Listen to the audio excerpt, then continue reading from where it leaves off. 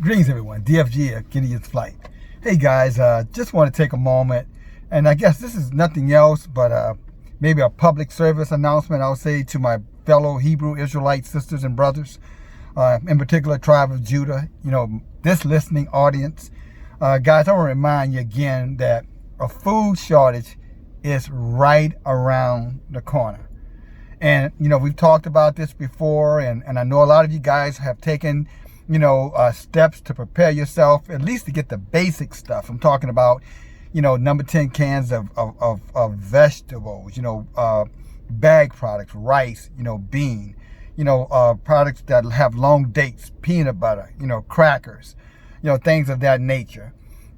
Because no one is talking about this. I'm saying? They have most of the people, especially the heathens, but many of us, we have adapted in the way of the heathen, and we live like they live. In other words, their value systems, we have embraced it, and we are inundated, with them. But then some of us, who have increased in the knowledge of who we are, who have taken the time and looked in the book to find out what our ancestors wrote, who were inspired by Yah, to forewarn their children, their children's children, to forewarn us of the last days and the things that we needed to be prepared for, so that we can endure at least for a short period of time.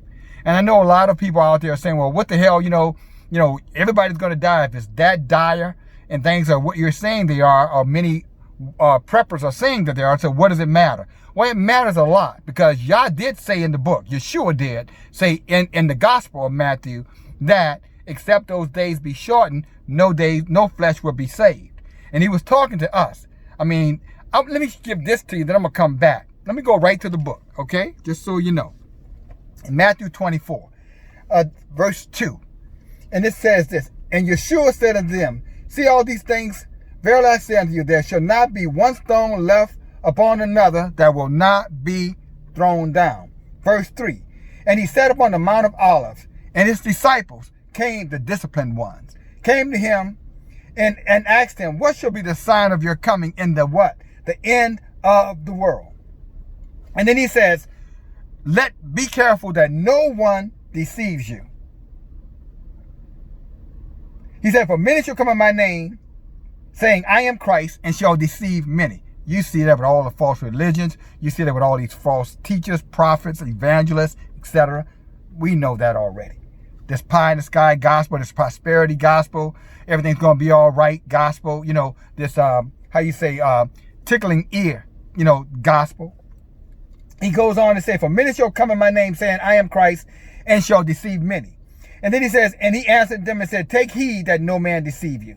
And ye shall hear of wars and rumors of wars, and be not troubled, for all these things must come.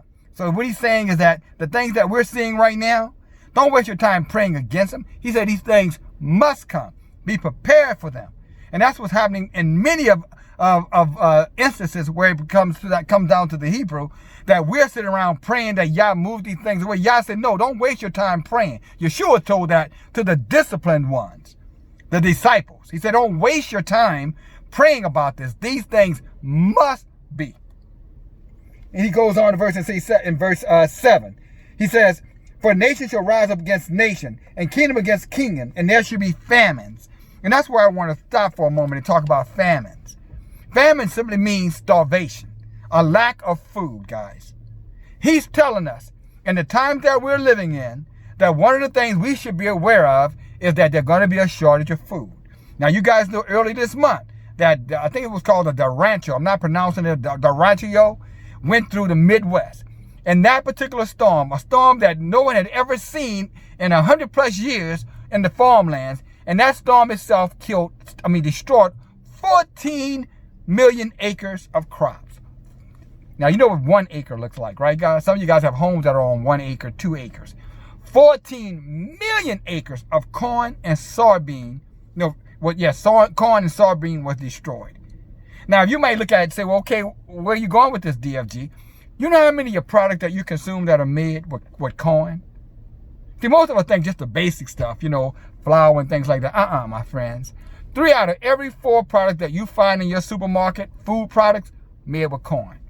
Soft drinks, chewing gum, peanut butter, What else? Obviously, all of your flour products. All that stuff is made, with corn. So corn, and that's just some basic stuff that I gave you, things that you may or may not have already, known, but that are corn. Do me a favor, do yourself a favor. Just take the time and Google up products made with corn. Even water has corn in it.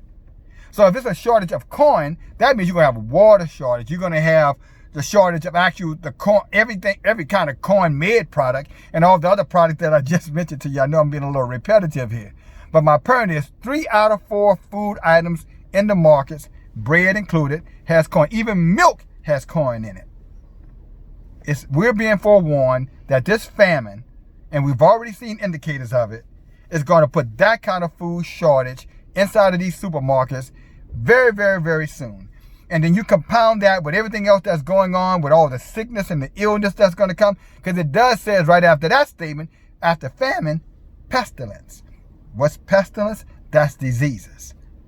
So this coronavirus, you know what I'm saying, this pandemic, it ain't going to be a pandemic in the next couple of months, guys. It's going to be an actuality. And I'm telling you that. That's someone who has doubted the first session of it, the second session of it, I'll say question it. I'm not saying I doubt, but have some questions around the numbers. Not so much that people, are being diagnosed with it. All right.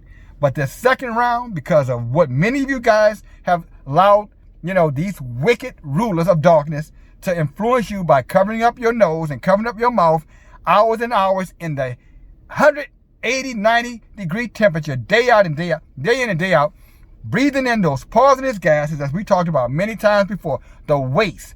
Your body's waste is what you're breathing in and breathing out when you have those masks on your face. Constantly inhaling that is destroying your respiratory system and your vital organs. When the flu season kick back in, you're going to be the ones, or the people that you love are going to be the ones. And I know, you see, look, judge me by the facts. Why don't you judge me in the season? Why prejudge me? You can judge me later, right?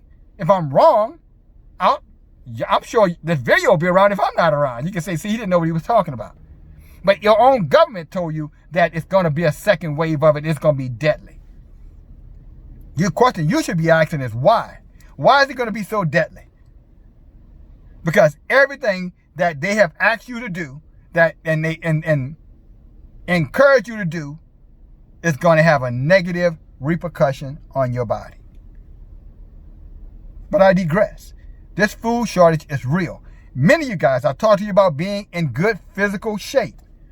Some of you guys can't skip breakfast, let alone skip any other meal. Can't skip a snack. You had better learn how to conserve food. You better learn how to eat one meal a day. Your body really doesn't need to eat but every other day, for the record. And you'd be surprised a bowl of rice would suffice. But most of our people are gluttons. And you know they're gluttons. I know they're gluttons. Just look at how many of them are overweight. Eating unnecessarily. What do you think is going to happen when this food shortage finally kicks in? When that stimulus check means nothing, the CARE Act money means nothing because there's nothing to buy. You know what's going to happen when they start starving? They're going to do what our ancestors did. Go look in the book of Isaiah in the time of famine. First Chronicles in the time of famine. You know what our people started doing? They started eating their children. Yeah, you heard me right. They started eating their children. And then after they ate they started eating their dead, then they started eating their children.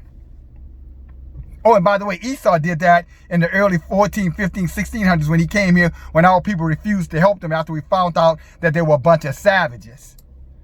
And so we say, well, let's get away from them. Let's move farther into into inland and leave them on those coasts by themselves, because they were too damn lazy to work and were trying to take advantage of our work, stealing our crops. So we moved away from them. And so they started to die, and they went and robbed the graves, and that's how Esau ate. Yeah, exactly. And that's the same thing our book says that our ancestors had to do too, because they rejected Yah and did not hear the voice of the messengers and the prophets. Again, it's in the book. Look it up. Google it up. You'll find it's not hard to find. In addition to that, the last thing I'll say, if you haven't taken the time to prepare because you've been consumed in politics, even though the scripture says, and by the way, I said a moment ago, many people might say, well, what does it matter? We're going to die anyway. Not everybody. Because Yeshua said right here, let me go here. Matthew chapter 24, verse Let's see. Let's see here.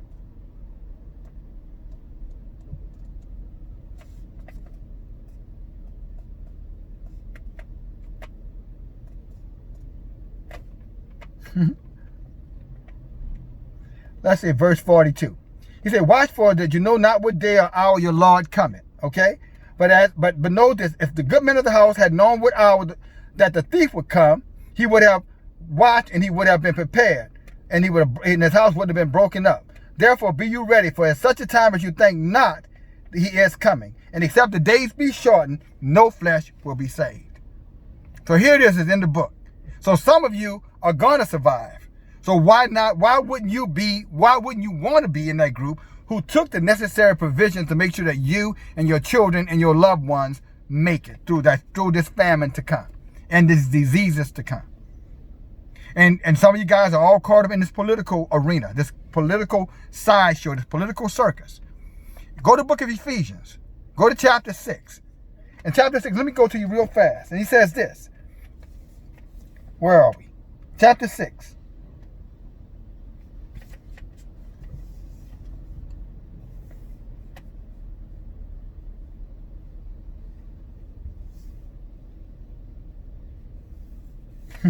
Praise Yah. And it goes on to say, therefore, having girded, for we wrestle not against. I'm glad you guys are sticking it out. You know, the enemy is trying to slow us down here. Maybe I need to slow down. But chapter 6, verse 12, he says, for we wrestle not against flesh and blood, but against principalities. In other words, our issue is not Donald Trump or Joe Biden. He said, here's where your issue is.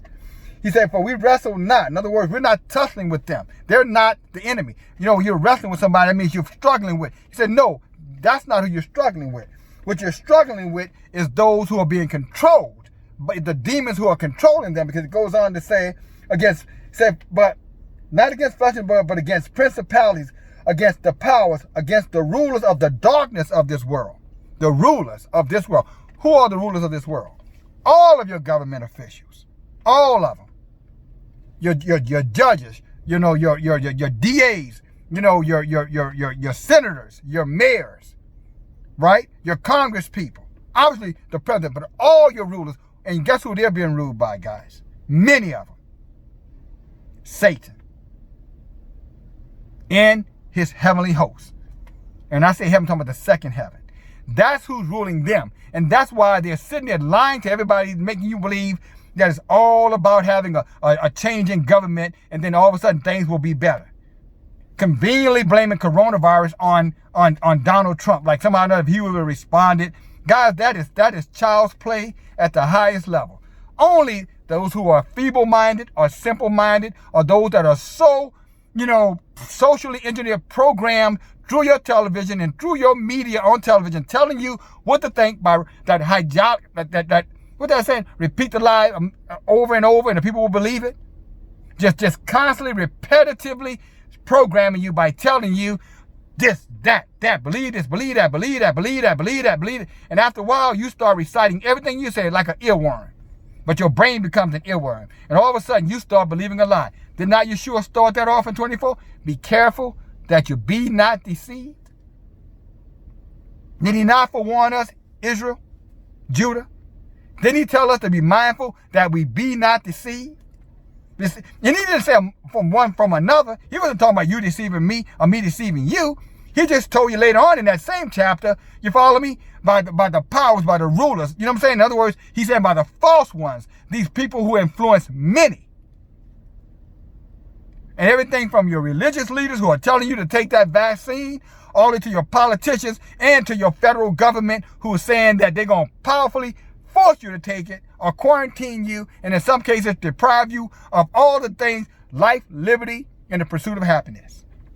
In other words, you can't go to work, you can't go buy anything, you can't sell anything, you can't even come out in the pub, you can't even take your kids to the park unless you follow their, mandate around injecting something in your body that can only harm and destroy us as a people, as they've done to us so many times. I don't know what Israel needs Israel, I don't know what you need to convince you that you're the enemy of mankind. You've been hated from the beginning. Even Yeshua told Eve that the seed of the serpent would try to destroy her, and that she would have to put her foot on the head of the serpent's seed. He wasn't talking about some serpent of God. He was talking about the children of Satan, the wicked ones, are all amongst us. Esau, Edom, and the rest of Esau, Edom's cohorts. Amorites, Hittites, Africans, Asians, etc. Remember he said, you will be hated of all nations for my name's sake. And we are the only people on this planet that are hated for no other reason but because of so-called who we are. I can't even say because of the color of our skin. Because there are dark-skinned Indians, nobody hates them. Dark-skinned, Peruvians, nobody hates them. Ecuadorians, nobody hates them. Dark-skinned Australians, they're not hated of all nations. Dark-skinned Asians, again, Africans, they're not hated of all nations. Only you and me, right here, Judah, and down in the islands and South America.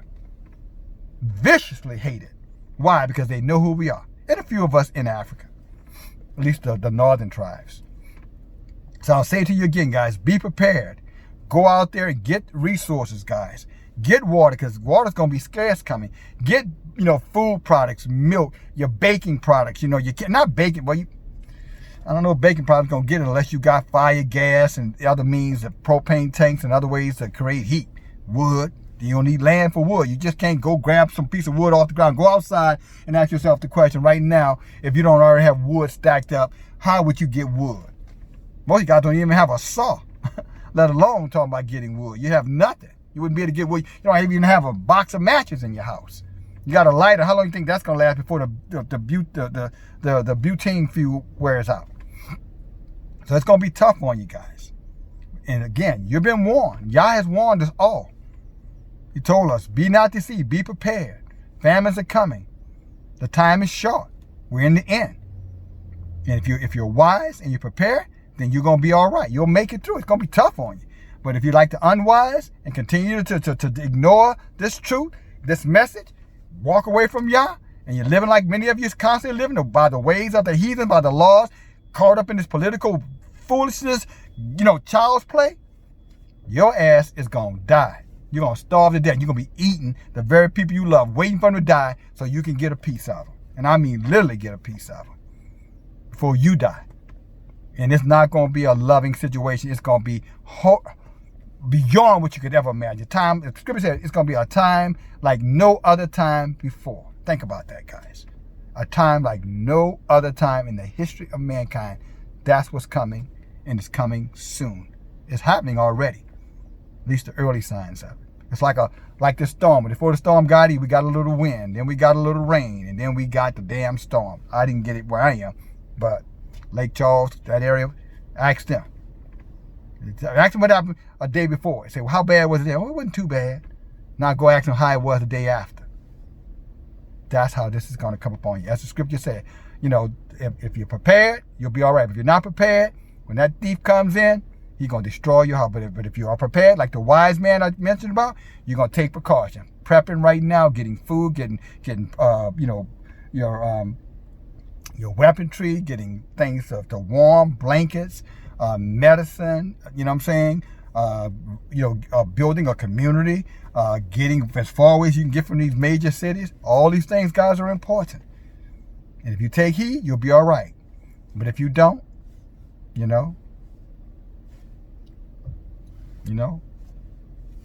what can I say? I wanted to say, Yah help you, but Yah ain't going to help you. He already helped you. He gave you the word. And he gave men and women, out here, men like myself, to forewarn you. But you didn't listen. But you won't be the first group that didn't listen, that paid the price, for their hard-headedness. But you'll suffer more than any of them did. DFG, talk to you later. Bye now.